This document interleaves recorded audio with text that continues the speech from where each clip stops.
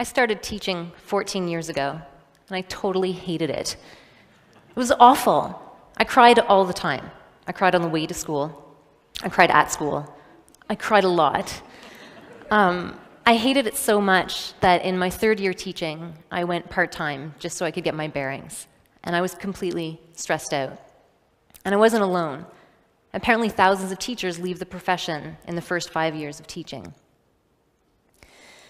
For me, I don't think it's much of a surprise. The cat's totally out of the bag. Much of mainstream education simply does not work for teachers or for students. For me, what didn't work was that I couldn't connect with my students. I didn't really know them as human beings. Something was missing. And as my professional life was falling apart, so too was my personal life. And I was depressed for quite a while, until the traditional formula of time, the love from friends and family, and of course therapy got me back on my feet. But something else helped me during this time too, and that was mindfulness. Mindfulness is simply paying attention to the present moment as it is. It's about noticing your thoughts and your emotions, noticing what's going on for you in the present moment without judgment. For me, it's a conscious way of engaging in life. And I have to tell you guys, I think mindfulness matters a lot. Practicing mindfulness made my personal life way better. I felt more connected to myself. And when I got back to the classroom, it made my professional life better too. Because I was connected with myself, I was also more connected with my students. We were able to create relationship, and that's where I think lots of deep learning occurs. Don't get me wrong, it didn't happen all of a sudden, but I did notice one day, I was like, wait a minute, I haven't cried between classes for a little while. Something's going on here. And I had more energy, and I was genuinely interested in being with my students. Don't get me wrong, teaching was still really, really hard, but it was more manageable, more enjoyable. I'll set the record straight here. Mindfulness is not about having a guru or wearing white linen, and it's not even about being happy all the time. I hate to break it to you. It's not about that. Mindfulness is about being aware of your whole self in your moments and encountering life as it is. The good, the bad, the indifferent. I think that why we need mindfulness in education, for me, is best summed up by this quote. Oh, look at that. The highest function of education is to bring about an integrated individual who is capable of dealing with life as a whole. I love that. That, to me, makes a lot of sense. But before you can deal with life as a whole, I think you have to deal with yourself as a whole. Among other things, we're made up of mind, body, and heart. Negotiating our way through this human journey requires us to employ all of these components in relationship to one another. Education is done well to engage our brains and sometimes our bodies, but there's a real lack in education when it comes to actually teaching us how our minds work, particularly in relation to emotions. I told you that I used to cry a lot. I also was really volatile. I could go from 0 to 60 in 0.2 seconds. Really, like perfectly calm to irate in the blink of an eye. My poor family. I know they used to have to tread lightly around Amy because you never know when she's gonna blow, right? I'm really sorry to my family. And it's not that I don't get upset or angry anymore, of course I do. But now I seem to be able to see my emotions as they're arising, and there's a little bit of space, and in that time I can decide to respond rather than to react to a situation. And I think that's a key life skill. There's a lot of talk these days about 21st century learning skills, and life skills are a part of those, but really, as we know, much of the focus in education tends to be on tech skills. If we're really interested in helping students deal with life, we need to teach them how their minds work. Mindfulness can do this. That's one of the reasons why I think it belongs in education. Much of education these days is fueled by extrinsic rewards. It's about competition and comparison. It's about striving for some future accolade. Well, what if we just shift the focus of education just a tiny little bit?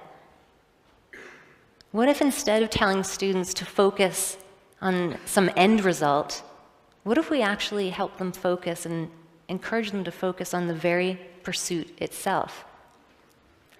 What if excellence in education means that a student has a better understanding of who they are and how they want to be in this world, moment by moment? What if we encourage our teachers to do the same? Aristotle said that educating the mind without educating the heart is no education at all. Mindfulness helped me to acknowledge and listen to my heart. And my heart says we need to help students do the same. I know, it might sound a little airy-fairy, right? A little idealistic. Oh, just need to listen to your heart, right? Well, the fact is that listening to our heart and understanding our emotions is key to living a fulfilled life. It's what helps us makes us more authentically ourselves. And it's hard to do. But mindfulness is a practical tool that can help students cultivate this inner understanding. It's a realistic way for students to understand how their mind, body, and heart work in any given moment. So what if training for excellence in education sometimes looked like this?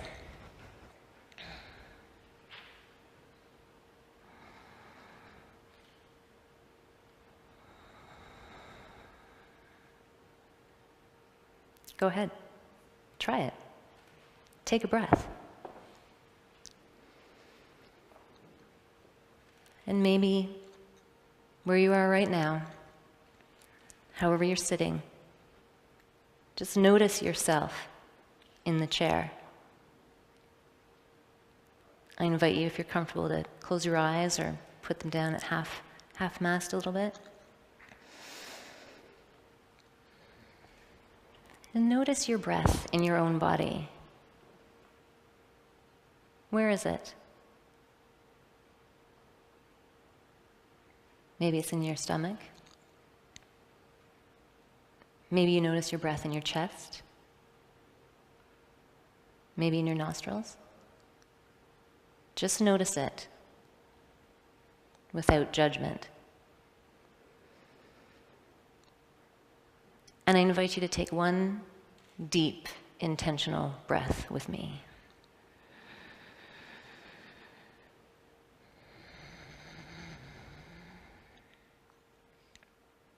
So, training for excellence in education is breathing.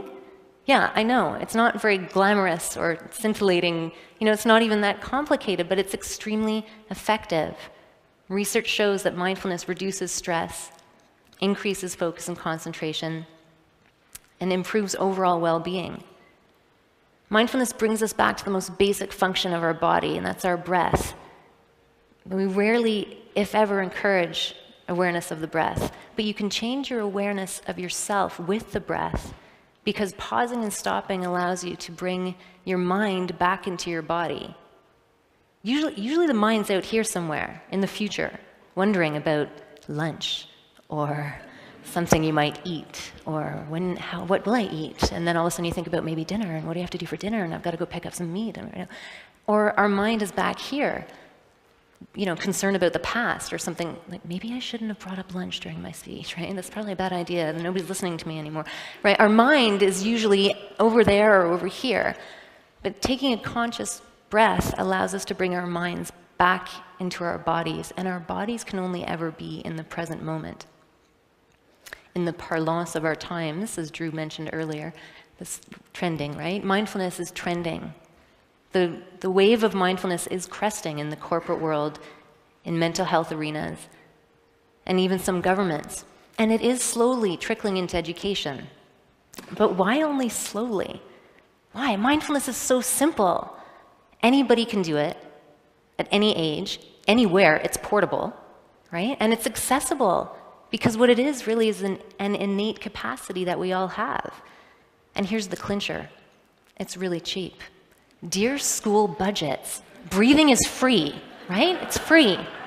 So You know, I think, oh gosh, I'm so sorry that I do that. Breathing is free. And it really works. It helped me be a better teacher. And I even brought some mindfulness, simple mindfulness practices into my classroom. Ringing a chime bar at the beginning of class just to center the students and myself. Using it between transitions in the class. Taking deep breaths before a test. And the atmosphere in my classroom changed. It felt calmer. Students started asking for mindfulness moments on their own. They just wanted some time to just be, to integrate what they were learning and what they were feeling. And they even started using it outside of the classroom. In other classrooms, sometimes they told me they'd use it on the sports field or even before going to bed, just to have some stillness in their lives. This really excited me because it told me that they knew they had an internal tool that they could use to help them deal with life situations. Sure, mindfulness can increase academic achievement and reduce stress. Studies have shown this. But it can also provide students with a tool to help them deal with life. If we're really interested in doing this, if we want to help students deal with life as a whole, we have to start teaching as if life really matters. And to connect to life, you have to first connect to yourself. Mindfulness made my life way better, and I believe it can make our students' lives better too. We know that changing the structure of education is going to take some time, but in the meanwhile, by practicing mindfulness, students and teachers can start transforming education from the inside out. Thank you.